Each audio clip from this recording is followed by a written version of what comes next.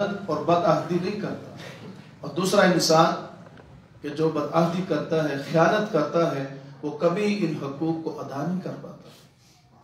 آج معاشرے میں ایک بات عام چلتی ہے کہ اللہ کے حقوق پورے ہو جائے، کوئی بات نہیں ہے، اللہ معاف کرنے والا ہے، غفور الرحیم ہے، وہ بڑا مہربان ہے، قدردان ہے، یہ ٹھیک ہے،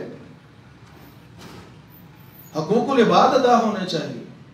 تو مجھے سید کی وہ بات یاد آ جاتی ہے کہ اپنی تفہیمات میں، تحریرات میں یہ بات واضح طور پہ لکھتے ہیں کہ جس انسان نے، آخری بات کر کے اجازت چاہتا ہوں، کہ جس انسان نے اس بات کا خیال نہ رکھا کہ جس نے اللہ کو نہیں معاف کیا کہ جو رب العالمین ہے کہ اس کے حق میں ڈاکہ مارا ہے، آپ اس کے ساتھ کیسی امید لگا کے بیٹھے ہیں کہ وہ آپ انسانوں کے حقوق پورے کرے گا، ان بندوں کے حقوق پورے کرے گا کہ جن بندوں کو اللہ نے پیدا کیا، جو اللہ کی مخلوق ہے، ان کے وہ کیسے حق پورے کرے گا؟ کہ جس نے اتنے بڑے اللہ کو نہیں، جس نے اللہ نے اس کو پیدا کیا، اس کو رزق دیا، ہر چیز دی ہے، اس نے اللہ کو نہیں معاف کیا تو وہ تم انسانوں کو کیسے معاف کرے گا؟ تو اس لیے سب سے پہلا حق یہ ہے کہ ہم اللہ کی ذات کو پہچانیں اور اللہ کے احکامات، اس کے حقانیت کو تسلیم کریں، اپنے ظاہر اور باطن کے ساتھ، اپنے قول کے ساتھ، اپنے عمل کے ساتھ، اور اس کے بعد رسول علیہ السلام کا طریقہ، رسول کی جو پیروی ہے، انبیاء کی جو پیروی ہے، پیغامات ہیں، اس کے مطابق اپنی زندگی گزاریں۔ اور یہ جو کتاب ہدایت ہے، جس میں قوموں کی رہنمائی ہے، جس میں ہدایت ہی ہدایت ہے، اس کے مطابق اپنی زندگی کو گزاریں۔ اللہ سبحانہ و تعالی عمل کی توفیق عطا فرمائے۔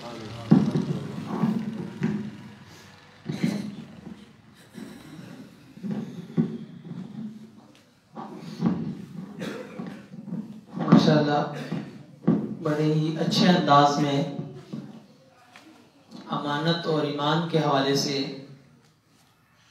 آپ سے مولانا حسنین گیلانی صاحب مخاطب تھے، جو دراصل ہماری اصل امانتیں ہیں، جو انسان کا اللہ کے ساتھ تعلق ہے، رسول کے ساتھ تعلق ہے، اور اسی طریقے کے ساتھ جو بندوں کے ساتھ تعلق ہے، وہ جو ایک دوسرے کے اوپر ذمہ داریاں ہیں، اس کے حوالے سے آگاہ کر رہے تھے اور ہمیں جھنجھوڑ رہے تھے کہ ہم جائزہ لیں کہ ہم کہاں کھڑے ہیں۔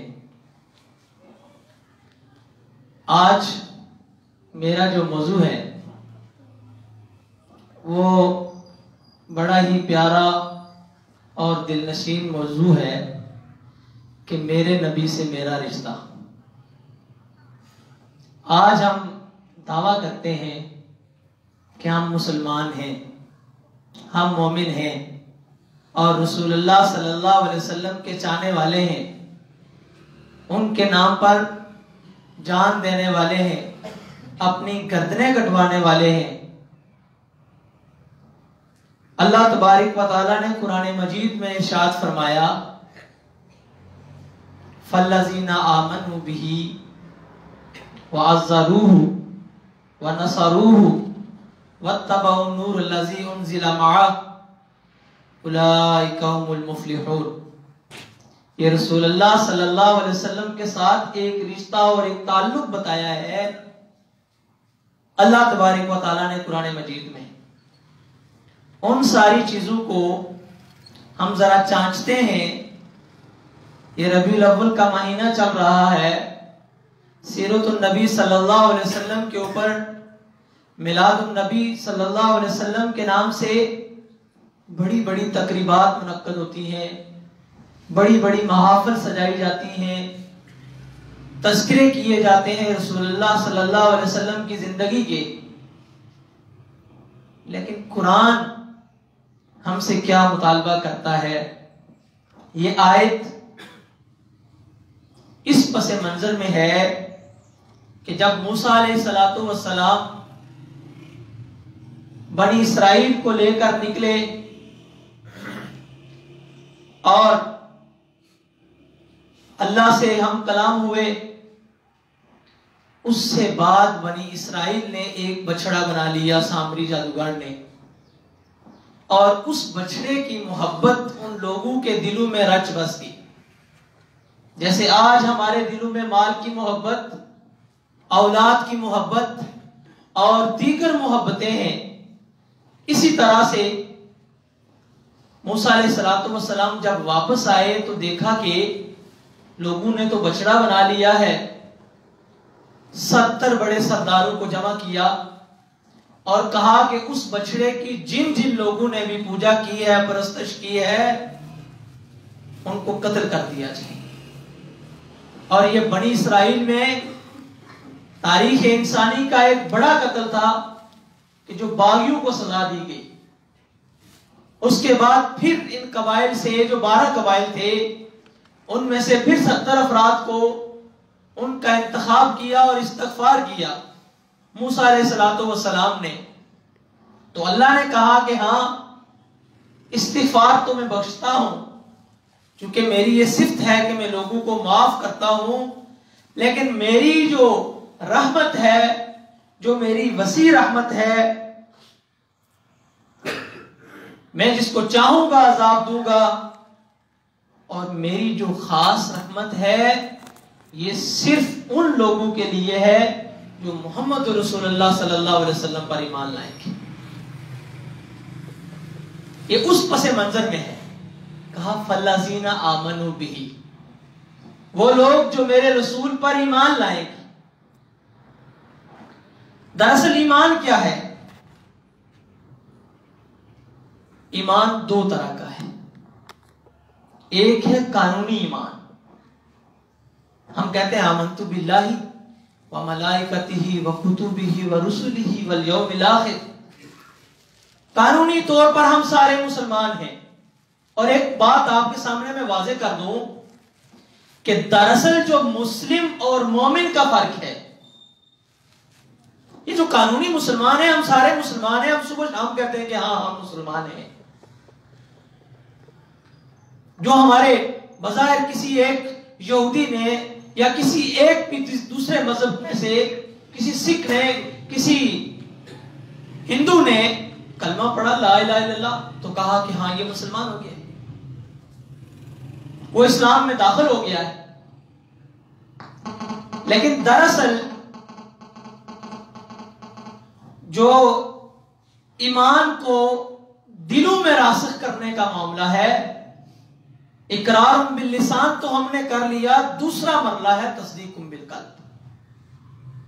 یہ لوگ زبان سے بھی کہتے ہیں کہ ہم رسول اللہ صلی اللہ علیہ وسلم پر، اللہ پر، اس کے فرشتوں پر، اس کی کتابوں پر، یوم آخرت پر، اچھے اور برے تقدیر پر ایمان لائے ہیں. لیکن کیا ان کے دلوں میں بھی یہ چیز موجود ہے؟ کہیں دلوں میں دیگر بندگیاں تو نہیں جمع کر رکھی؟ یہ دراصل وہ ایمان ہے کہ جس کا ہم نے صرف زبانی کلامی نہیں، اور جب دل کے اندر ایمان اترتا ہے تو پھر بندے کا قول و فعل بتا رہا ہوتا ہے. اسے کسی نعرہ لگانے کی ضرورت نہیں ہے کہ میرے نبی سے میرا رشتہ کیا اور غلامی رسول میں موت بھی قبول ہے. اس کا ایک ایک عمل بتا رہا ہے کہ یہ رسول اللہ صلی اللہ علیہ وسلم کے لائے ہوئے طریقے کے مطابق.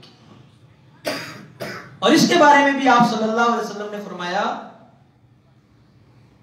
کہ لا یؤمن احدکم حتی اکون ہواہ تابعا لما جئت بہ. تم میں سے کوئی شخص اس وقت تک مومن نہیں ہو سکتا، ایمان کی اس معراج تک نہیں پہنچ سکتا جب تک اس کی خواہشات اس کے مطابق نہ ہو جائیں جو میں لے کر آیا ہوں، جو دین میں لے کر آیا ہوں، جو طریقہ میں لے کر آیا ہوں. صبح شام وہ نعرے لگاتا رہے. یہ جو ہمارے ہاں ایک تصور پایا جاتا ہے کہ اپنے دل کو اور اس ضمیر کو تسلی دینے کے لیے صبح سے لے کر شام تک اللہ کی نافرمانیوں میں گزرنے کے بعد، سال پورا اللہ کی نافرمانیوں میں زندگی گزارنے کے بعد، آخر میں دل کو تسلی دینے کے لیے، ضمیر کو تسلی دینے کے لیے ہم کہتے ہیں کہ ہاں اگر ہم برا کام کرتے ہیں تو یہ اچھا کام بھی تو کرتے ہیں. ہم نے لوگوں کی زمینوں پہ قبضے کیے ہیں لیکن ہم نے تو فری کے دسترخوان بھی لگائے ہیں. ہمارے ہاں تو سائلین کی لمبی لسٹ ہے جو آتی ہے. یہ ایک دل کو تسلی دینے کی بات ہے، فی الحقیقت یہ ایمان نہیں ہے. ایمان کیا ہے کہ میرا جینا، میرا مرنا، میری زندگی کے شب و روز، میرے خوشی کی رسومات، میری غمی کی رسومات رسول اللہ صلی اللہ علیہ وسلم کی زندگی کے مطابق ہو. اور یہ ایمان کا اعلیٰ ترین درجہ ہے. فرمایا وہ شخص مومن نہیں ہے. صحابہ کرام کی مجلس میں آپ صلی اللہ علیہ وسلم بیٹھے اور 3 دفعہ کہا واللہ لا یؤمن، اللہ کی قسم وہ مومن نہیں ہو سکتا. 3 دفعہ رسول اللہ صلی اللہ علیہ وسلم کی ذات کہہ رہی ہے. آقا کون شخص مومن نہیں ہو سکتا؟ کہا وہ مومن نہیں ہو سکتا جس کی زبان اور اس کے ہاتھ سے اس کا پڑوسی محفوظ نہیں. ہاں میں مومن ہوں، میں تہجد گزار ہوں، میں قیام اللیل کرتا ہوں، میں ذکر و اذکار کی محفل منعقد کرواتا ہوں، میں دل کو تسلیاں دینے کے لیے طرح طرح کے ہیلے اور بہانے تلاش کرتا ہوں، لیکن میرا تھانہ کچہری میں میرا کردار کیا ہے؟ میرا زندگی کے دیگر دائروں میں کردار کیا ہے؟ رسول اللہ صلی اللہ علیہ وسلم کی زندگی کے مطابق ہے. یہ ایک آئینہ ہے جو ہمیں دکھایا جا رہا ہے. ہر تمام حیثیتوں سے آپ صلی اللہ علیہ وسلم کے اوپر ایمان لے آئے. اور ایک بات یاد رکھیں کہ اس دنیا میں سب سے بڑی جو نعمت ہے ایمان کے ساتھ ساتھ وہ ہدایت کی نعمت. ہدایت نہ ہو، آپ کے پاس پیسہ ہے، کیا کرے گا؟ گلشیروں میں اڑائے گا جیسے اڑایا جاتا ہے. ہدایت نہیں ہے، اولاد ہے، یہی اولاد وبال جان بنے گی. اور یہ جو ہدایت ہے یہ اسی صورت میں ممکن ہے جب رسول اللہ صلی اللہ علیہ وسلم نے ہمیں بتایا کہ ہدایت کیا ہے. آپ صلی اللہ علیہ وسلم کے ساتھ جو میرا رشتہ ہے، ایمان کا رشتہ، آپ صلی اللہ علیہ وسلم کی ذات بتاتی ہے کہ ایمان کیا ہے. میں بات کو تھوڑا سا مختصر بھی کروں گا کہ دیگر لوگوں نے بھی بات کرنی ہے. ایک دفعہ آپ صلی اللہ علیہ وسلم کے پاس حضرت عمر فاروق رضی اللہ تعالیٰ عنہ نے کہا آپ کو مجھ سے کتنی محبت ہے. دیکھیں نا، یہ کسی انسان کے ساتھ جو اس کی چاہت کا رشتہ ہے. اور ایک بات یاد رکھیں کہ آج لوگ یہ نعرہ لگاتے ہیں کہ ہاں جو دنیا کے قانون قاعدے ہیں، دستور ہیں، اس کے مطابق زندگی گزاری جائے. لیکن یہ جو جذباتی وابستگی ہے یہ بھی کسی چیز کا نام ہے. جب تک رسول اللہ صلی اللہ علیہ وسلم کی ذات کے ساتھ جذباتی وابستگی نہیں ہے، کوئی دنیا کا دستور قانون قاعدے کے اوپر عمل نہیں ہو سکتا. جیسے آج دیکھتے نہیں ہیں کہ ہندوستان میں گاندھی جی کی ایک حیثیت ہے، چین میں ماؤ زے تونگ کو اس کے ساتھ ان لوگوں کی ایک جذباتی وابستگی ہے. اسی طریقے کے ساتھ دیگر معاشروں میں بھی کسی نہ کسی بڑی شخصیت کے ساتھ جذباتی وابستگی موجود ہے جو لوگوں کو دراصل ابھارتی ہے ایک قوم کے طور پر زندہ رہنے کے لیے. اور اسی طریقے کے ساتھ کہا گیا کہ دستور اور قانون کے ساتھ ساتھ رسول اللہ صلی اللہ علیہ وسلم کے ساتھ جذباتی وابستگی اگر نہیں ہے تو آپ کو کوئی بھی بات عمل پر ابھارنے کے لیے تیار نہیں کر سکتی. یہ وہ پہلو ہے جو حضرت عمر فاروق رضی اللہ تعالیٰ عنہ سے پوچھا جا رہا ہے کہ آپ کو مجھ سے محبت کتنی. تھوڑی دیر توقف کیا اور کہا رسول اللہ صلی اللہ علیہ وسلم مجھے آپ میری جان سے بھی بڑھ کر عزیز ہیں. تو آپ صلی اللہ علیہ وسلم نے کہا الآن، اب تم ایمان کی اس منہاج پر پہنچ چکے ہو، اب تم ایمان کے اس درجے پر پہنچ چکے ہو. یہ کون سا ایمان ہے کہ جس کے پیچھے انسان اپنا سٹیٹس قربان نہیں کر سکتا؟ یہ کون سا ایمان ہے کہ جس کے لیے یہ جو چھوٹے چھوٹے ہم نے بت بنائے ہوئے ہیں یہ میری اولاد کا بت ہے، اس کا فیوچر بن جائے پھر میں ایمان میں پورا. آپ صلی اللہ علیہ وسلم کے ساتھ جو ایمان ہے، محبت ہے، اس کا تقاضا یہ ہے کہ رسول اللہ صلی اللہ علیہ وسلم کو زندگی کے تمام دائروں میں ہادی عالم آنا چاہیے. میرا اوڑھنا، میرا بچھونا وہ رسول اللہ صلی اللہ علیہ وسلم کی شخصیت کے مطابق. آپ صلی اللہ علیہ وسلم کی ذات تمام دائروں میں کامل اور مکمل ذات ہے. جتنے بھی زندگی کے دائرے ہیں، آپ بحیثیت ایک معلم، کوئی ان جیسا معلم نہیں ہو سکتا. بحیثیت ایک اسٹیٹ کا سربراہ، آپ صلی اللہ علیہ وسلم کی ذات جیسا کوئی نہیں ہو سکتا. ایک سپہ سالار کی حیثیت سے تمام غزوات میں حکمت عملی مرتب کرنے والے، گویا کہ ایک نجی زندگی سے لے کر بحیثیت ایک شوہر، بحیثیت ایک والد، حضرت فاطمہ رضی اللہ تعالیٰ عنہ ایک دفعہ رسول اللہ صلی اللہ علیہ وسلم کے پاس تشریف لاتی، کہتی ہیں یا رسول اللہ صلی اللہ علیہ وسلم، چکی پیس پیس کر میرے ہاتھوں میں چھالے پڑ چکے ہیں، میرے کندھے کے اوپر مشکیزیں پانی کے اٹھا اٹھا کر زخم پڑ چکے ہیں. اللہ نے آپ کو تمام خزانوں سے نوازا ہے، اب ہم افورڈ کر سکتے ہیں کہ ہم ایک غلام رکھ سکتے ہیں. اللہ کے رسول صلی اللہ علیہ وسلم فرماتے ہیں فاطمہ، میرے اور آپ کے لیے یہ دنیا کی چیزیں نہیں ہیں.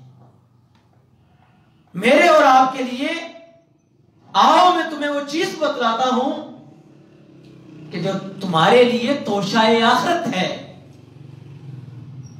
یہ جو تسبیح فاطمہ آپ پڑھتے ہیں، سبحان اللہ، الحمدللہ، اللہ اکبر، اس موقع پر آپ صلی اللہ علیہ وسلم نے اپنی بیٹی کو بحیثیت ایک باپ تحفہ دیا.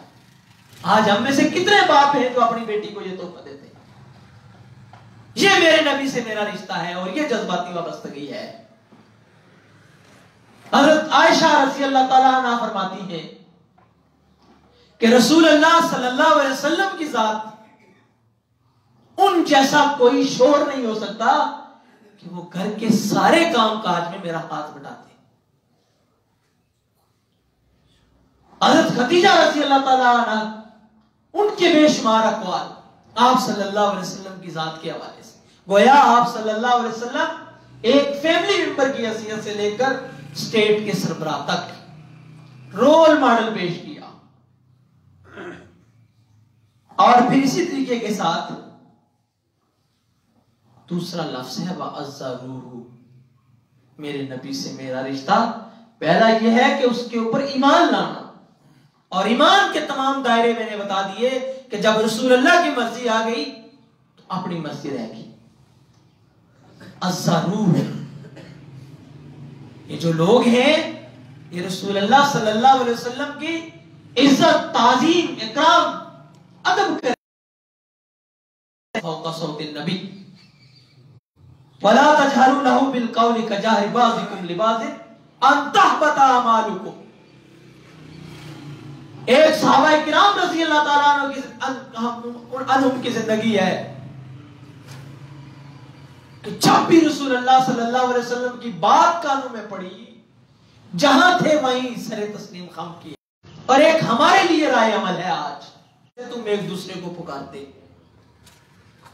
ان تحبط اعمالکم،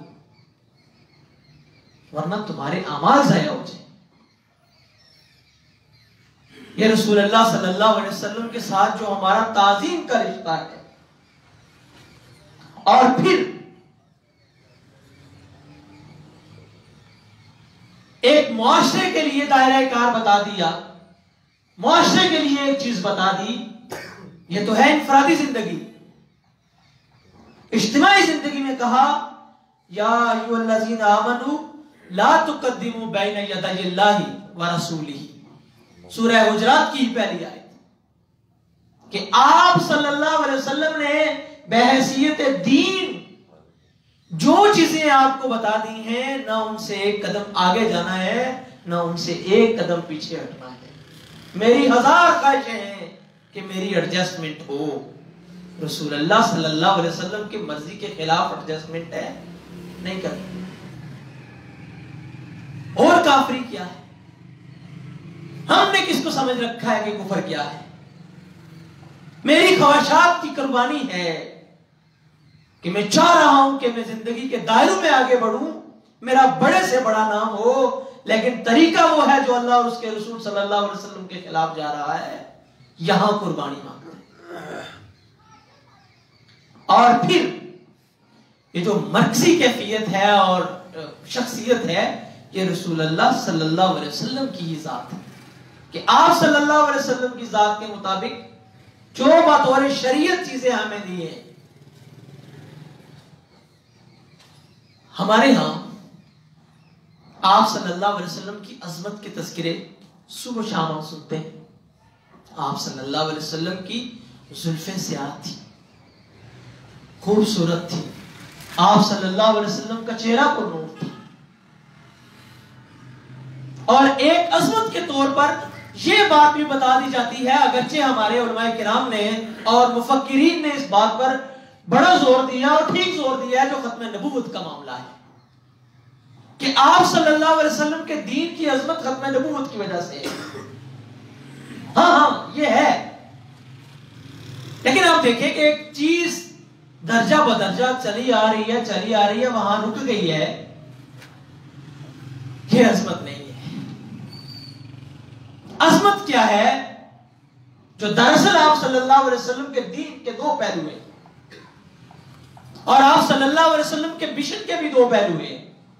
ایک ابتدائی مشن ہے جو تمام انبیاء کرام کا ایک رہا، دعوت، تبلیغ، واعظ، نصیحت، لوگوں کو دین کی طرف بلانا، یہ تمام انبیاء کرام کا ایک ہی رہا ہے۔ دوسرا موضوع جو خاص ہے رسول اللہ صلی اللہ علیہ وسلم کے مشن کا، اس پہ توجہ کی ضرورت ہے کہ آپ صلی اللہ علیہ وسلم نے دین کی تکمیل کی، تکمیلی دین، یہ صرف آپ صلی اللہ علیہ وسلم کی زندگی میں ہے، باقی کسی نبی کی زندگی میں نہیں۔ جو میں نے بات بتائی کہ ایک جگہ ایک چیز کا رک جانا، یہ ختم نبوت نہیں ہے۔ ختم نبوت کی عظمت کیا ہے کہ ایک چیز درجہ بدرجہ چلی آ رہی تھی، اب اس کے عروج پر پہنچی، کیا اب اس کی انتہا ہوگی۔ جیسے انسان مختلف زندگی میں درجہ بدرجہ ترقیاں کرتا ہے، کبھی ایسا نہیں ہوا کہ پرائمری پڑھانے والے کو پی ایچ ڈی ڈاکٹر کی ضرورت پڑی ہو کہ وہ پڑھائے۔ درجہ بدرجہ جیسے انسان کا شعور ترقی میں چڑھتا ہے، کبھی ایسا ہوا کہ میٹرک کا سلیبس پرائمری کے بچے کو پڑھایا جائے، کیونکہ اس کا شعور اتنا ہے۔ اور ایک بات میں آپ کو بڑا سادہ سی پہاڑی دیسی زبان میں آپ کو سمجھا دیتا ہوں۔ یہ افاقی صاحب جانتے ہیں یا یہاں جو بڑی عمر کے لوگ ہیں کہ آج سے کچھ عرصہ پہلے ہمارے یہاں ایک دعا ہوا کرتی تھی کہ جو کسی کے ساتھ نیکی کرے تو لوگ کہتے تھے کہ اللہ تمہیں پٹواری کرے۔ تو کہیں ایک بزرگ رکے تھے گاڑی کے انتظار میں، تو ایک ڈپٹی کمشنر کی گاڑی آ گئی، انہوں نے ہاتھ دیا، ظاہر ہے ڈپٹی کمشنر کی گاڑی ایک پروٹوکول والی گاڑی ہے، اور ایک دیسی دیہاتی سادے بزرگ ہیں، ان کو اس میں جگہ مل گئی ہے، تو ان کی خوشی کی انتہا کیا ہوئی ہوگی۔ جب اترنے لگے تو اس ڈپٹی کمشنر سے کہنے لگے، چاہ بیٹا اللہ تجھے پٹواری کرے۔ اب دیکھیں اس کے ہاں اس کے ذہن میں کیا مقام و مرتبہ ہے کہ اس کی سوچ ہی محدود ہے پٹواری تک، کہ پٹواری زمینوں کے انتقال میں یہاں سے زمین وہاں لے جاتا ہے، وہاں سے لے آتا ہے، اپنی جائیداد چھوڑے گا اولاد کے لیے۔ کہیں ہم نے بھی اپنا معاملہ رسول اللہ صلی اللہ علیہ وسلم کی شخصیت کے سامنے اس پٹواری والا تو نہیں رکھا؟ اسے سوچ ہی نہیں ہے کہ کوئی ڈپٹی کمشنر بھی ہے، اور ڈپٹی کمشنر سے اوپر بھی ایک پوری ہیرارکی ہے۔ ہم نے رسول اللہ صلی اللہ علیہ وسلم کی عظمت کے حوالے سے ایک خاص مقام رکھا ہوا ہے، اس سے اوپر ہم نے رسول اللہ صلی اللہ علیہ وسلم کی عظمت کبھی بیان نہیں کی۔ یہ جو ادب اور تہذیب کا معاملہ ہے رسول اللہ صلی اللہ علیہ وسلم کے حوالے سے، آپ صلی اللہ علیہ وسلم کا مقام و مرتبہ اور عظمت یہ ہے کہ جہاں جبریل کے پر جلتے ہیں، وہاں پر رسول اللہ صلی اللہ علیہ وسلم کا مقام و مرتبہ شروع ہے۔ آپ صلی اللہ علیہ وسلم کی عظمت کا مقام و مرتبہ یہ ہے کہ آپ صلی اللہ علیہ وسلم صحابہ کرام سے کہہ رہے ہیں صوم وصال، وہ جو 3 دن کا روزہ ہے، 2 دن کا روزہ ہے، بغیر کھائے پیے راتوں کو بھی بھوکے رہ رہے ہیں، اگلے دن پھر شروع کر رہے ہیں۔ صحابہ کرام نے کہا یہ تو بڑا اچھا عمل کر رہے ہیں کہ رسول اللہ صلی اللہ علیہ وسلم کی ذات اگر 3 دن روزے رکھ رہی ہے بغیر کچھ کھائے پیے تو ہمیں بھی رکھنا چاہیے نا، ہم زیادہ گنہگار ہیں۔ دیکھا کہ کچھ صحابہ کرام نے روزہ رکھا ہوا ہے۔ آپ صلی اللہ علیہ وسلم نے کہا تمہیں کیا ہو گیا ہے؟ کہنے لگے کہ ہم نے تو آپ کو کاپی کیا، آپ کو فالو کیا ہے۔ آپ صلی اللہ علیہ وسلم نے کہا کہ نہیں، مجھے راتوں کو اللہ کھلاتا بھی اور پلاتا بھی ہے۔ یہ رسول اللہ صلی اللہ علیہ وسلم کی عظمت اور مقام و مرتبہ ہے۔ لیکن آپ صلی اللہ علیہ وسلم نے کی شخصیت اور ایک عظمت بطور انسان بھی ہے کہ آپ اسی معاشرے میں رہتے ہوئے یہ سارے کام سر انجام دے رہے ہیں۔ کبھی ایسا نہیں ہوا کہ غاروں میں جا کر اللہ کی ضربیں لگائیں، خانقاہوں میں جا کر گھس جائیں اور اپنا بالکل ایک کیا کہتے ہیں وہ اپنے آپ کو کھیل لیں، دائرہ کھینچ لیں اور اس کے اندر جا کر کہ میں دنیا کے سارے کاموں سے ہاتھ اٹھاتا ہوں، میں اللہ ہی اللہ کروں گا۔ ایسا نہیں آپ کو آپ صلی اللہ علیہ وسلم کی شخصیت میں کبھی ملے گا۔ وہ جو آپ صلی اللہ علیہ وسلم معاہدے کر رہے ہیں، بطور انفارمیشن آپ سے شیئر کروں، آپ کو پتا بھی ہوگا کہ تاریخ انسانی کا جو سب سے پہلا معاہدہ ہے جو باضابطہ طور پر ریٹن کیا گیا وہ صلح حدیبیہ ہے، اور اس سے بھی پہلے جو آپ صلی اللہ علیہ وسلم میثاق مدینہ کے نام سے جانے جاتے ہیں، ورنہ اس سے پہلے یہ ایک سٹیٹ کے سربراہ کی حیثیت سے آپ صلی اللہ علیہ وسلم نے اس کو دستوری شکل دی، ورنہ اس سے پہلے وہ چیزیں نہیں تھی۔ اور اسی طریقے کے ساتھ آپ صلی اللہ علیہ وسلم کی عظمت کا جو مقام و مرتبہ ہے، غزالی نے اس حوالے سے کہا تھا یا صاحب الجمال و یا سید البشر من وجهك المنیر لقد نور القمر لا يمكن الثناء كما كان حقا بعد از خدا بزرگ تو ہی قصہ مختصر، کہ اللہ تبارک و تعالیٰ کی ذات کے بعد کسی کی کامل اور اکمل اگر ذات ہے تو وہ رسول اللہ صلی اللہ علیہ وسلم کی ذات ہے۔ لیکن اس ذات کے ساتھ جو ہماری جذباتی وابستگی ہے وہ یہ ہونی چاہیے کہ جیسے آپ صلی اللہ علیہ وسلم نے زندگی کے تمام دائروں میں جو قوانین مرتب کیے، میری زندگی اسی کے مطابق گزرنی چاہیے۔ اور پھر اسی طریقے کے ساتھ جو اگلا معاملہ ہے، میں بات کو مختصر کر رہا ہوں، وہ ہے وَالنَّصَرُوهُ۔ نمبر 1 ہم نے کہا رسول کی ذات پر ایمان لانا یہ میرا رشتہ ہے، اور ایمان کس طرح لانا؟ صبح سے لے کر شام تک ایسا نہیں ہے کہ پارٹ ٹائم میرا ایمان ہو۔ اللہ نے قرآن مجید میں فرمایا یا ایھا الذین آمنوا آمنوا، اے ایمان والو ایمان لاؤ۔ بھائی ایمان والوں کو پھر سے کہا گیا ہے کہ ایمان لاؤ، کیوں کہ میرا ایمان تصدیق بالقلب، ابھی تک میرے دل میں ایمان نہیں اترا۔ جب دل میں ایمان اتر جاتا ہے تو پھر انسان دنیا کی تمام جو رغبتیں ہیں ان سے بے رغبت ہو جاتا ہے، ان سے آوازار ہونے لگتا ہے، اسے دنیا میں سکون میسر نہیں آتا، وہ متلاشی رہتا ہے کہ میرے رب سے میری ملاقات کب ہوگی، میرے رسول سے میری ملاقات کب ہوگی۔ ایک سوال ہے، ہم سارے رسول اللہ صلی اللہ علیہ وسلم کو مانتے ہیں، امتی ہیں نا رسول کے، آپ میں سے کتنے افراد ہیں جن کی رسول اللہ صلی اللہ علیہ وسلم سے ملاقات ہوئی ہے؟ ایک وہ ملاقات ہے نا جو ہم ایک دوسرے سے ملتے ہیں، ایک وہ ملاقات ہے جو میں نے آپ کے سامنے رکھا کہ ایک جذباتی کیفیت ہے نا رسول اللہ صلی اللہ علیہ وسلم۔ میں اس شخص کو کہتا ہوں کہ آپ صلی اللہ علیہ وسلم سے اس کی ملاقات ہوئی ہے جس کو پتا ہے کہ رسول اللہ صلی اللہ علیہ وسلم بچپن سے لے کر اپنے آخری ایام تک انہوں نے زندگی کیسے کیسے گزاری ہے۔ جو اپنے رسول صلی اللہ علیہ وسلم کے شب و روز سے واقف نہیں ہے، اس کی ابھی رسول اللہ صلی اللہ علیہ وسلم سے ملاقات نہیں ہے۔ انہیں رسول اللہ صلی اللہ علیہ وسلم کی شخصیت کا تعارف نہیں ہے، وہ وہی محدود تعارف ہے جو میں نے آپ کے سامنے پہلے ہی رکھ دیا، اس سے آگے ابھی نہیں بڑھے۔ یہ جو آخری بات ہے کہ وَنَصَرُوهُ رسول اللہ صلی اللہ علیہ وسلم ان کی مدد کی جائے. ایک بات یاد رکھیں، رسول کو کبھی انسانوں کی مدد کی ضرورت نہیں ہوتی.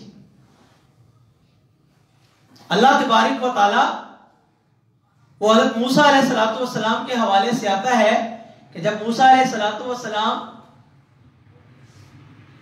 نکلے فرعون کے ڈر کی وجہ سے، تو راستے میں جو دو بچیاں پانی بھر رہی تھی، تو موسیٰ علیہ السلام نے جس ڈور کو کھینچ کر پانی پلایا، وہ 40 مرد ان کے اٹھا کر تو اس کو کھینچتے تھے. اس کا مطلب یہ ہے کہ ایک نبی کو اللہ تبارک و تعالیٰ نے دنیاوی اعتبار سے اتنی طاقت سے نوازا ہے کہ وہ 40 مردوں جتنی طاقت رکھتا ہے. رسول سے مدد کس معاملے میں کی گئی؟ اور رسول اللہ صلی اللہ علیہ وسلم کی ذات اتنی غیور تھی کہ آپ صلی اللہ علیہ وسلم کے حوالے سے ہے کہ اگر گھوڑے پہ سوار ہو کر کہیں جا رہے ہوتے، ہاتھ سے اس کا کوڑا گر جاتا، آپ صلی اللہ علیہ وسلم خود نیچے اترتے اور اپنی چیز خود اٹھاتے تھے. آپ صلی اللہ علیہ وسلم کے پاس کسی طرح کا کوئی پروٹوکول نہیں. یہ جو عملی شکل ہے اور تکمیلی دور ہے، یہ اس حوالے سے بات ہے. اور پھر اسی طریقے کے ساتھ ایک واقعہ ہے حضرت ابو بکر صدیق رضی اللہ تعالیٰ عنہ کے حوالے سے کہ جب آپ صلی اللہ علیہ وسلم مکہ سے مدینہ ہجرت کر رہے ہیں اور ابھی اس انتظار میں ہے کہ اللہ کی طرف سے اجازت نہیں ملی،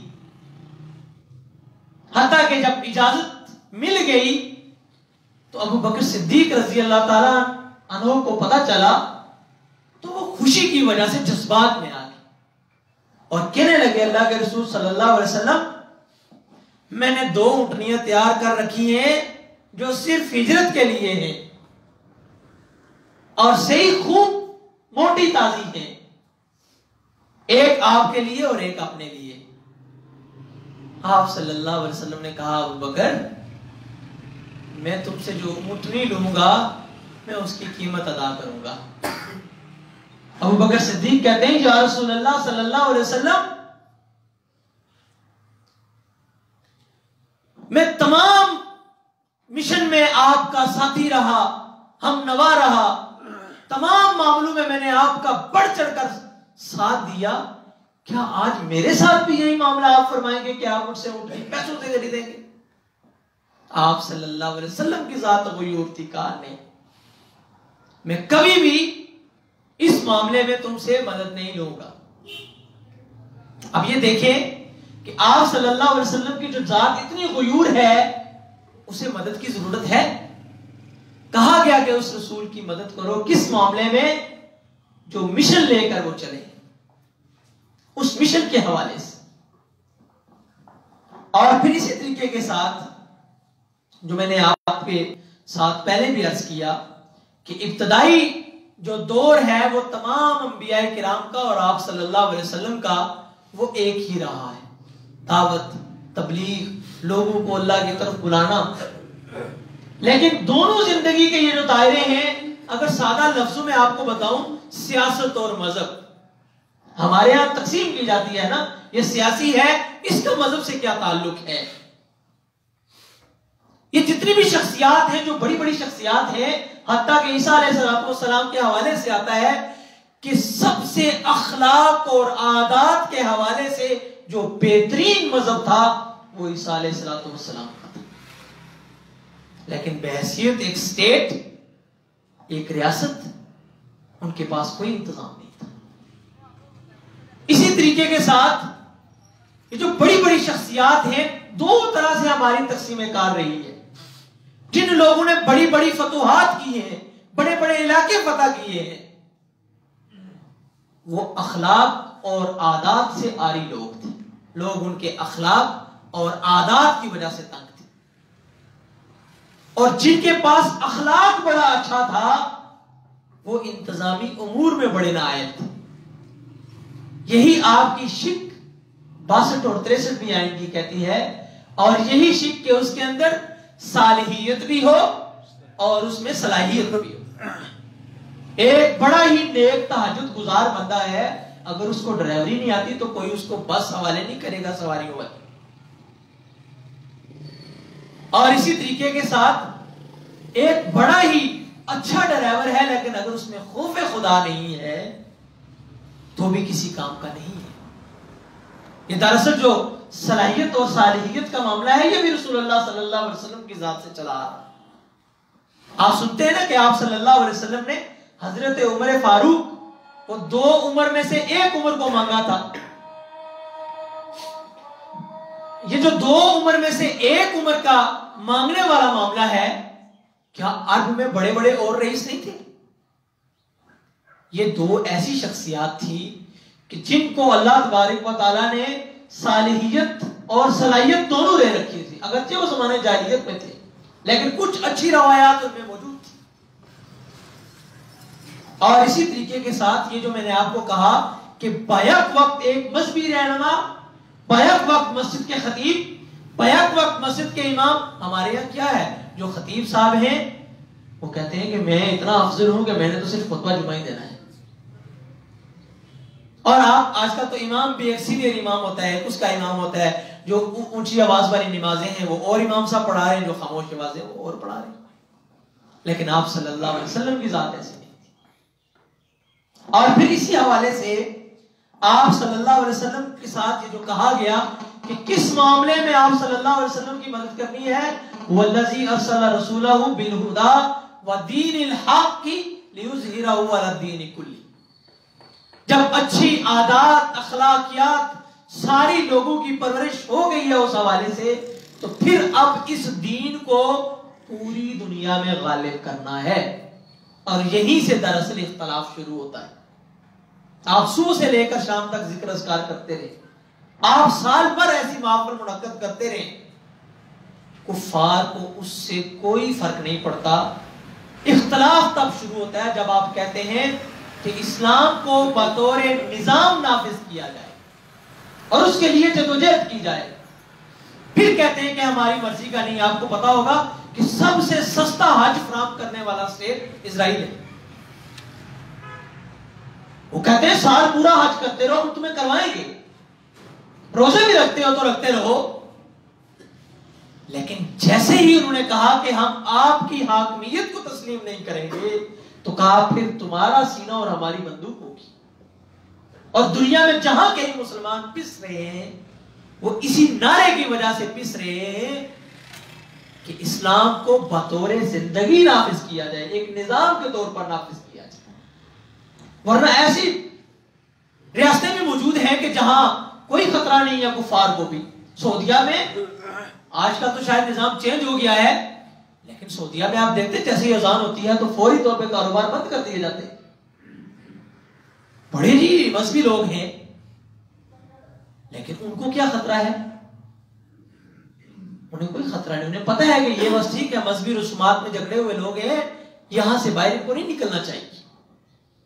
لیکن جیسے ہی کہا کہ نہیں، اسلام زندگی کے تمام دائروں میں جب رہنمائی کرتا ہے اس کے مطابق زندگیاں اپناؤ، تمہارا نظام عدل رسول اللہ صلی اللہ علیہ وسلم کے مطابق ہونا چاہیے، تمہارا نظام معیشت رسول اللہ صلی اللہ علیہ وسلم جیسا ہونا چاہیے، تمہارا نظام تعلیم رسول اللہ صلی اللہ علیہ وسلم جیسا ہونا چاہیے، تو کہا نہیں، یہ برداشت نہیں کیا جائے گا۔ ایک بات یاد رکھیں، ایک ملک میں 100 مذہب چل سکتے ہیں لیکن ایک ملک میں کبھی 2 نظام نہیں چل سکتے۔ ہمیشہ جب بھی نظام کی تبدیلی کی بات آئی ہے تو پہلے نظام کو جڑ سے اکھاڑنا پڑا ہے۔ جب تک پہلا نظام جڑ سے نہ اکھڑے نیا نظام یہ جتنے ہیلے بہانے نہیں آ سکتا۔ اور تبدیلی اور انقلاب اسی کو کہتے ہیں کہ پہلے نظام کو جڑ سے اکھاڑا جائے اور محمد رسول اللہ صلی اللہ علیہ وسلم کا لایا ہوا نظام نافذ کیا جائے۔ ایک اور بات کی طرف آپ کو میں اشارہ کر دوں کہ رسول اللہ صلی اللہ علیہ وسلم کی ذات سے پہلے یہ جو بڑی سٹیٹ تھی، ایک جو ایران کی سٹیٹ ہم کہتے ہیں اور عرب اس میں عراق بھی آتا ہے، ایک میں یہودیوں کا قبضہ ہے اور ایک میں ایران کا قبضہ ہے۔ جب ان لوگوں نے انسانوں کو اس قدر غلام کیا، اس قدر غلام کیا، اس سے پہلے ایک قبائلی نظام آیا کہ جو شیخ کہتا ہے اس کی بات مانی جائے، تو یہ کچھ نہ کچھ ٹھیک بھی تھا، کچھ اچھی باتیں بھی تھی، کچھ بری باتیں بھی تھی۔ آہستہ آہستہ جب کرتے نظام یہاں تک پہنچ گیا کہ اب بندہ آقا کی مرضی کے مطابق کچھ نہیں کر سکتا، جو آقا کہے گا اس سے باہر نہیں کھینچے گا دائرہ کہ میرا یہ کرائٹیریا ہے. پھر آپ صلی اللہ علیہ وسلم کو مبعوث کیا گیا کہ اب اس نظام کو جڑ سے اکھاڑا جائے، اور آپ صلی اللہ علیہ وسلم نے پھر اس نظام کو نافذ کیا. یہ دراصل آپ صلی اللہ علیہ وسلم کے مشن میں مدد ہے. جیسے عیسیٰ علیہ السلام نے اپنے حواریوں سے کہا تھا من انصاری اللہ، کون ہے اللہ کا مددگار. اور آپ صلی اللہ علیہ وسلم نے بھی ایک موقع پر اپنے صحابہ کرام سے کہا تھا کہ تم میں سے اللہ کا مددگار کون بنے گا. تو صحابہ کرام نے کہا تھا کہ ہم موسیٰ کے حواریوں کی طرح قطعاً آپ سے یہ نہیں کہیں گے اذا انت وربک فقاتلا انا ہاہنا قاعدون، کہ جاؤ تم اور تمہارا رب لڑے، ہم یہاں بیٹھیں گے. ہم ایسا نہیں کہیں گے. یہ رسول اللہ صلی اللہ علیہ وسلم کے تیار کردہ شخصیات تھی. مصعب بن عمیر کے واقعے سے کون واقف نہیں کہ مصعب ایک بڑے گھرانے کے نوجوان ہیں. میں نوجوان بات کرتا ہوں. عموماً ہمارے ہاں جب صحابہ کرام کا تذکرہ کیا جاتا ہے تو لوگ سمجھتے ہیں کہ یہ شاید کچھ سفید داڑھیوں والے، ہاں آخر عمر میں تو سفید داڑھیوں والے تھے، لیکن جب اسلام کو ان کی ضرورت تھی تو سارے نوجوان تھے. حضرت ابوبکر صدیق رضی اللہ تعالیٰ عنہ آپ صلی اللہ علیہ وسلم سے 2 سال بڑے، اور آپ صلی اللہ علیہ وسلم نے دیکھیں ایک بات کر کے میں بات اختتام کی طرف لے جاؤں گا. ایک بات بڑی مشہور ہے کہ جو شخص 3 لوگوں سے اپنے آپ کو منوا لے وہ دنیا کا کامیاب انسان ہے. نمبر 1 وہ اپنی بیوی سے اپنے آپ کو منوا لے. نمبر 2 وہ اپنے لنگوٹیے سے اپنے آپ کو منوا لے. اور نمبر 3 وہ اپنے ماتحت کو اپنے حوالے سے منوا لے کہ ہاں یہ میرا بوس بڑا امانت دار اور دیانتدار. ان تینوں دائرے میں آپ صلی اللہ علیہ وسلم کی ذات کو دیکھیں. جب غار حرا میں پہلی وحی آئی تو سب سے پہلے خدیجہ کے پاس تشریف لاتے ہیں اور کہتے ہیں کہ مجھے چادر اڑا دو. خدیجہ کیا تسلی دیتی ہیں؟ کہتی ہیں کہ آپ بیواؤں کے سرپرستی کرتے ہیں، آپ یتیموں کے والی ہیں، آپ بے دردوں اور بے کسوں کے کام آنے والے ہیں، آپ کو اللہ کبھی تنہا نہیں چھوڑے گا. یہ بیوی سے اپنے آپ کو منوایا اور سب سے پہلا ایمان بیوی لائی، کیونکہ 40 سالہ جو پچھلی زندگی تھی وہ اس کے سامنے ہے. اس کے بعد اپنے لنگوٹیے ابوبکر صدیق کے پاس گئے کہ میرے ساتھ تو آج یہ معاملہ ہو گیا ہے. اور ہم سنتے ہیں کہ مردوں میں سب سے پہلے ایمان لانے والے، انہوں نے کہا کہ اگر آپ کہہ رہے ہیں تو آپ سچ کہہ رہے ہیں. اور اسی کے اوپر ان کو صدیق کا لقب بھی ملا. وہ معراج کا واقعہ کہ جب قبائل کے بڑے بڑے قریش آپ صلی اللہ علیہ وسلم کے حوالے سے ابوبکر صدیق کے پاس جاتے ہیں اور کہتے ہیں کہ ایک شخص کہتا ہے کہ میں نے 7 آسمانوں کی، جنت کی، دوزخ کی سیر کی ہے اور یہ سارا وقت اتنا ہے کہ ابھی تک کنڈی ہل رہی ہے، تو آپ کیسے مان لو گے؟ ابوبکر صدیق رضی اللہ تعالیٰ عنہ کہتے ہیں کہ اگر رسول اللہ صلی اللہ علیہ وسلم کی ذات کہہ رہی ہے تو سچ کہہ رہی ہے. اسی کے اوپر کہا گیا کہ یہ صدیق ہے، یہ سچے ہیں. وہ مصعب بن عمیر کے واقعے کی طرف کہ ایک نوجوان ہے جسے ساری آسائشوں میں زندگی گزار رہا ہے. اس کا جو ان کے والد ہیں وہ اس وقت کے چند بڑے امیروں کبیروں میں سے تھے. وہ مدینے کی گلیوں سے جب گزرتے تھے تو کئی دن تک ان راستوں سے خوشبوئیں آتی تھی. جب ایمان لائے تو والد نے گھر سے نکال دیا اور کہنے لگے کہ جو میری آپ کے اوپر انویسٹمنٹ ہوئی ہے یہ اس گھر میں چھوڑ کے جاؤ گے، کوئی چیز نہیں لے کے جاؤ گے. حتیٰ کہ عمیر کہتے ہیں کہ میں نے جو کپڑے پہنے ہوئے تھے سالم باپ نے وہ بھی اتروا لی. میں والدہ کے پاس گیا، والدہ نے ایک چادر دی اور پھر جب ایک جنگ میں ان کو سپاہ سالار بنایا گیا پہلے ان کے دونوں بازو کاٹے گئے اور جب ان کی شہادت ہوئی تو جب ان کو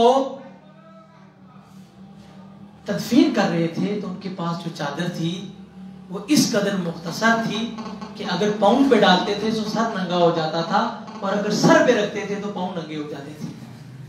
حتیٰ کہ آپ صلی اللہ علیہ وسلم نے کہا کہ سر پہ چادر اڑا دو اور پاؤں پہ گھاس ڈال دو. آج ہم بھی نوجوان ہیں نا، ہمیں بھی اللہ نے صلاحیتوں سے نواز رکھا ہے، ہماری اولادیں بھی ہیں جنہیں صلاحیتوں سے نواز رکھا ہے. ہاں ہم تو مسلمان ہیں، ایمان والے بھی ہیں، یہ ایک لمحہ فکریہ ہے، اور یہ جتنی چیزیں آپ کے سامنے رکھی جاتی ہیں آپ صلی اللہ علیہ وسلم کے تیار کردہ افراد کے حوالے سے واقعات آتے ہیں، تاریخ بڑی ہے واقعات سے۔ یہ اس مشن میں جو آپ صلی اللہ علیہ وسلم کے مددگار بنے ہیں، یہ ان کے واقعات آپ کے سامنے رکھے جا رہے ہیں۔ اب میں آپ کے سامنے ایک بات رکھوں گا کہ اگر آپ سے اللہ تبارک و تعالیٰ یہ مطالبہ کرے یا اللہ کے رسول یہاں ہوتے اور آپ سے مطالبہ کر رہے ہوتے من انصاری اللہ، تو ہماری کیفیت کیا ہوتی؟ ہم میں ہیں نحن انصار اللہ کہنے والے کہ ہاں ہم آپ کے مشن میں مددگار ہیں۔ اور پھر اسی حوالے سے اللہ تبارک و تعالیٰ نے سورہ حدید میں بھی تذکرہ فرمایا ہے، وَأَنزَلْنَا الْحَدِيدَ بَأْسٌ شَدِيدٌ، اور پھر آگے فرمایا کہ رسول اللہ صلی اللہ علیہ وسلم کے مددگار بن جاؤ، آپ صلی اللہ علیہ وسلم کے مشن میں آپ صلی اللہ علیہ وسلم کے مددگار بن جاؤ۔ ان کی مشن زندگی کیا تھی کہ بندوں کی غلامی سے نکال کر ایک اللہ کی غلامی میں دے دیا جائے۔ یہ جو قبائل کے تعصبات ہیں، یہ جو بڑے بڑے نامی گرامی سٹیٹس ہیں، یہ جو ساری ہماری تقسیم کار ہے، مذہبی طور پر بھی ہم تعصب کا شکار ہیں اور سیاسی طور پر بھی ہم تعصب کا شکار ہیں۔ یہ جو ہم میں قوم پرستی رچ بس گئی ہے، ان سارے بتوں کو توڑا جائے اور ان سارے بتوں کو توڑ کر صرف ایک رب العالمین کی بندگی کی جائے۔ یہ آپ صلی اللہ علیہ وسلم کی مدد تھی۔ وَنَصَرُوهُ، اور کہا کہ اس چیز جو ہم نے نازل کی ہے، یعنی قرآن مجید، اس کے حوالے سے آپ صلی اللہ علیہ وسلم ان کی مدد کی جائے قرآن مجید کے ذریعے سے۔ یہ جو زندگیوں کا انقلاب ہے، لوگوں کی تبدیلی ہے، دلوں قلوب اور اذہان کی تبدیلی ہے، لوگوں کے دلوں کے اوپر دستک دینے کی تبدیلی ہے، یہ کوئی شارٹ ٹرم معاملہ نہیں ہے، یہ کوئی بڑا مختصر دورانیہ نہیں ہے کہ آپ صبح جائیں گے اور شام تک لوگ آپ کی بات مان لیں گے۔ یہ بڑا ہی مشکل مرحلہ ہے، اس کے لیے پوری زندگیاں لٹانی پڑتی ہیں، اور یہی دراصل جو انقلاب ہے خون مانگتا ہے، اور کئی نسلوں کا خون مانگتا ہے، پھر جا کر کہیں انقلاب کی امید پیدا ہوتی ہے۔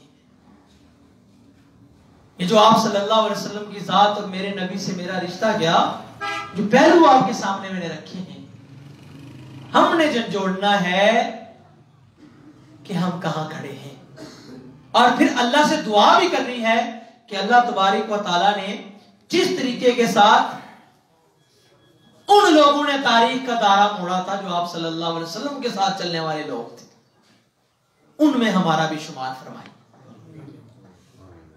پھر اللہ کی طرف سے اولئک هم المفلحون، یہی لوگ ہیں جو کامیاب ہیں۔ پھر سرٹیفکیٹ ہے، یہ جو ہم نے دلوں کو تسلیاں دے رکھی، یہ کام بھی تو کرتے ہیں، یہ کام بھی تو کرتے ہیں۔ میں نے کہیں پہلے کسی موضوع پر یہ بات کہی تھی کہ ہمارے یہاں ذرا نیکی کا تصور بھی اپنی منشا اور مرضی کے مطابق کی۔ کسی جگہ پر نیکی کا یہ تصور ہے، ایک ہمارے یہاں کٹر قسم کا مذہبی تعلق اس کا تصرف ہے، موجود ہے تصور نیکی کا، اور ایک ہمارے یہاں جو سیکولر ہے، مذہبی کیا ہے کہ ٹھیک ہے جی یہ نماز پڑھ رہا ہے، یہ عبادت کر رہا ہے، یہ روزہ رکھ رہا ہے، یہ حج کر رہا ہے، زکات کر رہا ہے، یہ بڑا مذہبی بندہ ہے، اس سے ہم باہر نہیں جا رہے، اگرچہ ہمارے بازاروں میں کوئی چیز خالص ملنے کو تیار نہیں ہے۔ اور جو دوسرا سیکولر قسم کا تصور ہے وہ یہ ہے کہ اگر ہم برے کام کرتے ہیں صبح سے لے کر شام تک، لیکن سال بھر میں ہم اچھی معاف میں بھی تو انکار کرتے ہیں، ذکر و اذکار بھی کرتے ہیں، تو یہ دل کو تسلی دینے والی ایک بات ہے۔ ان دونوں تصورات کی نفی ہے، نیکی کا یہ تصور نہیں ہے۔ نیکی کا تصور کیا ہے کہ رسول اللہ صلی اللہ علیہ وسلم نے جو شریعت لائی ہے اسی کے مطابق اپنے آپ کو ڈالا جائے۔ اللہ تبارک و تعالیٰ مجھے اور آپ کو عمل کی توفیق دے۔ میں اس کے بعد درخواست کروں گا محترم گلنواز بھائی سے کہ وہ تشریف لائیں اور شہادت حق اور اس کے تقاضے کے حوالے سے آپ کے سامنے وہ ایک پریزنٹیشن رکھیں گے۔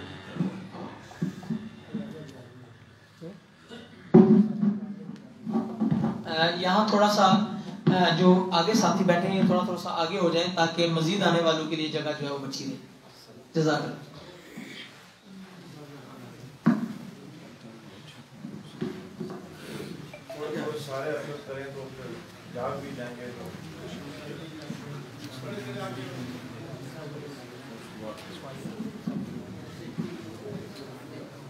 یہ حاجی اسلم صاحب نائب امیر ہیں ضلعی.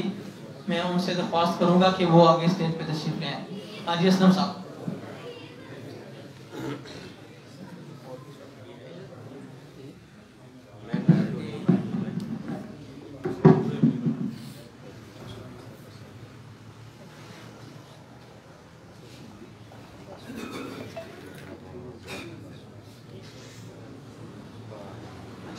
Thank you.